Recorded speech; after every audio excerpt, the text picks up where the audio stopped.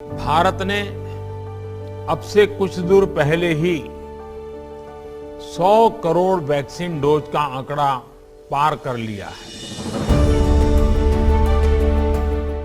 100 crore vaccination. आज हमारा देश 100 करोड़ से अधिक कोरोना वैक्सीन लगाकर कोरोना जैसी महामारी को पिछाड़ने में अग्रिम पायदान पर खड़ा है।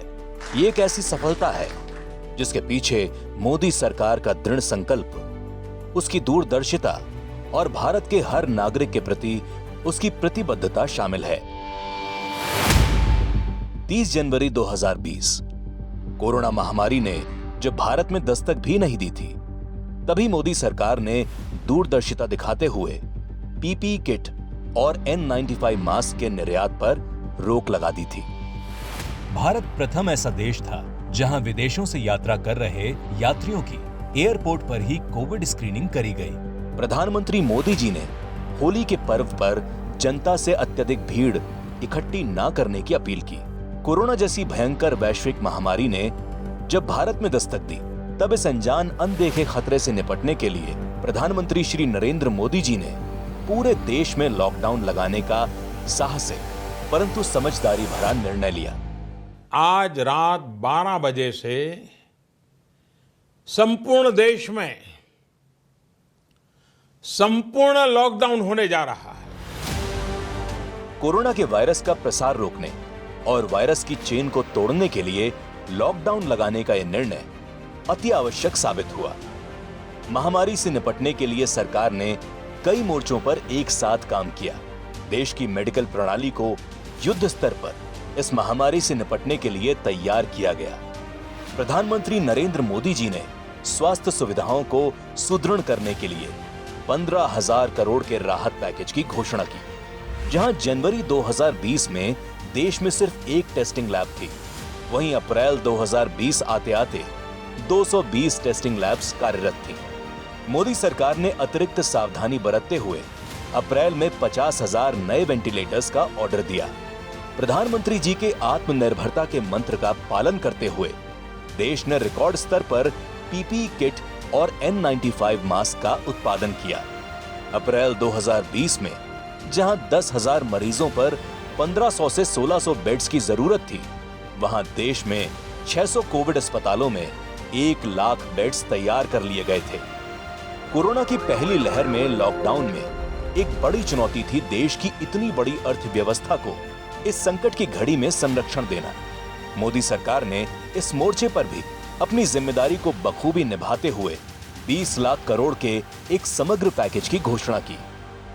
20 लाख करोड़ रुपए का एक पैकेज 2020 में देश की विकास यात्रा को 20 लाख 2020 में। प्रधानमंत्री गरीब कल्याण अन्न योजना के तहत सरकार ने 80 करोड़ लोगों को 3 महीने तक प्रति व्यक्ति 5 किलो अनाज और प्रति परिवार 1 किलो दाल देने की घोषणा की, जिसे बाद में नवंबर 2020 तक बढ़ा दिया गया।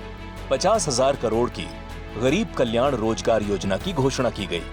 20 करोड़ महिलाओं के जन धन खाते में प्रति महिला 500 रुपए की सहायता राशि भेजी गई। 8 करोड़ उज्ज्वला लाभार्थियों को 3 मुफ्त गैस सिलेंडर दिए गए। देश के हर कोने में अनाज और मेडिकल सप्लाई को सुनिश्चित करने के लिए रेलवे और विमान सेवाओं को युद्ध स्तर पर संचालित किया। महामारी के दौरान इन सब जन सुरक्षा के उपायों के साथ साथ प्रधानमंत्री मोदी जी ने स्वदेशी वैक्सीन को विकसित करने पर जोर दिया। प्रधानमंत्री जी जानते थे कि देश की इतनी बड़ी आबादी को पूर्ण रूप से सुरक्षित करने का सबसे सटीक उपाय है जल्द से जल्द स्वदेशी वैक्सीन का निर्माण। स्वदेशी वैक्सीन के जरिए ही उसकी प्रचुर उपलब्धता सुनिश्चित हो सकती थी। इसको ध्यान में रखते हुए देश के भीतर ही सघन वैक्सीन डेवलपमेंट अभियान चलाया गया। प्रधानमंत्री स्वयं वैज्ञानिकों को इस कार्य की जल्द से जल्द पूर्णता के लिए प्रेरित करते रहे, जिसके फलस्वरूप 16 जनवरी 2021 को 3006 वैक्सीनेशन सेंटर के साथ विश्व के सबसे बड़े वैक्सीनेशन अभियान की शुरुआत की गई। प्रोग्राम के पहले ही दिन 1,65,714 लोगों को वैक्सीन लगाई गई।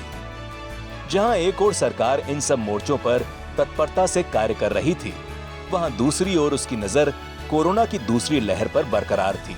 हमें कोरोना की उस उभरती हुई सेकंड पीक को तुरंत रोकना ही होगा और इसके लिए हमें क्विक और डिसाइसिव कदम उठाने होंगे। 17 मार्च 2021 को राज्यों के मुख्यमंत्रियों के साथ कोविड रिव्यू मीटिंग में प्रधानमंत्री जी ने कोरोना की दूसरी लहर के बारे में आगाह करते हुए समुचित प्रबंध करने की सलाह दी।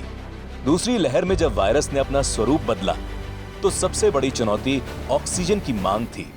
प्रतिदिन 1000 मीट्रिक टन से 10,000 मीट्रिक टन पहुंच चुकी मांग को मोदी सरकार ने एक चुनौती की तरह लिया और ऑक्सीजन आपूर्ति के लिए युद्ध स्तर पर कार्य किया। आपदा को अवसर में बदलते हुए देश भर में रिकॉर्ड 112 दिनों में 2500 पीएसए ऑक्सीजन प्लांट लगाने की घोषणा की गई, जिसमें 1138 प्लांट पीएम केयर फंड के तहत बनवाए गए। दूसरी लहर के दौरान जहां हर राज्य की ऑक्सीजन की मांग का ध्यान रखा जा रहा था, वहीं दूसरी ओर विश्व के सबसे बड़े वैक्सीनेशन अभियान में भी हम बड़े-बड़े कीर्तिमान स्थापित कर रहे थे।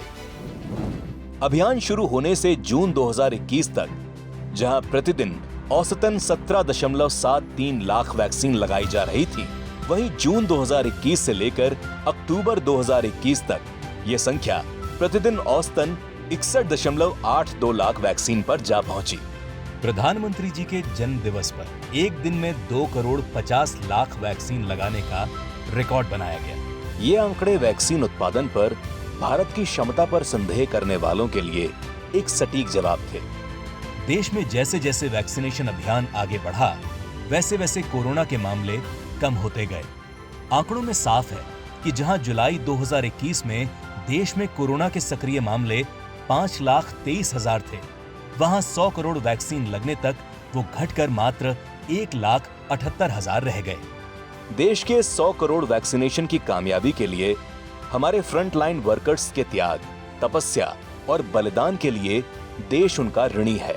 प्रधानमंत्री जी ने हर मोड़ पर इन फ्रंटलाइन वर्कर्स का मनोबल बढ़ाने के लिए समय समय पर उनका धन्यवाद दिया और ऐसा करने को जनता को भी सदैव प्रेरित किया।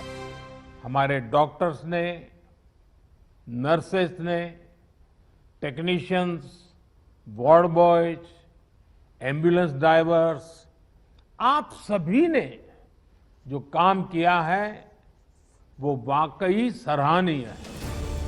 इस 100 करोड़ वैक्सीनेशन की उपलब्धि ने प्रधानमंत्री जी के सबका साथ, सबका विकास, सबका विश्वास, सबका प्रयास के मंत्र को चरितार्थ कर दिया है।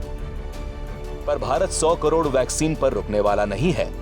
प्रधानमंत्री जी ने हर घर वैक्सीन का जो नया मंत्र दिया है, उसके तहत अब देश के घर घर तक कोरोना की वैक्सीन पहुंचाई जाएगी, जिससे देश की समूची आबादी इस महामारी से सुरक्षित हो सके और पिछले 100 सालों में आई सबसे भीषण महामारी से उबरकर देश उन्नति के पथ पर अग्रसर हो सके।